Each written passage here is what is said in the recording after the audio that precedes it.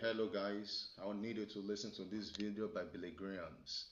This video is very, very profound. You can't afford not to listen or watch this video. Be blessed. Every time you flee from the presence of God, you're in trouble. Every time. Every time you miss your devotional life, every time you miss your time of prayer, every time you miss your time of reading the Word, as a Christian, you're in trouble. And every time you hear the gospel and do nothing about it, you're in trouble. You're in eternal trouble. Because living inside of your body is a spirit, and that spirit lives forever, either in heaven or hell.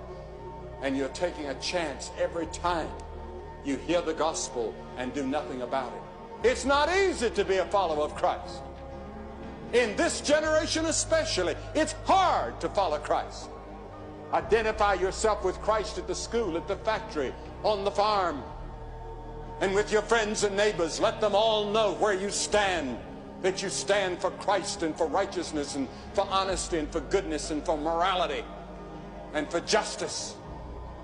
And that's not easy in our generation.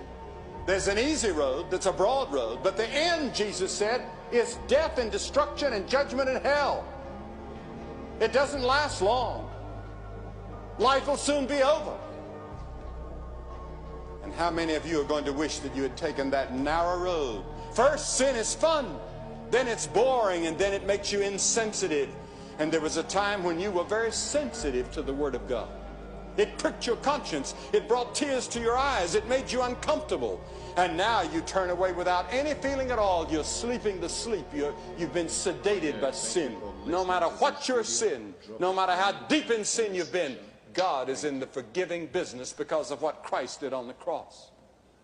I'm not going to heaven because I'm good. I'm not going to heaven because I've preached to thousands of people. I'm going to heaven like anybody else by the way of the cross, where Christ died for me.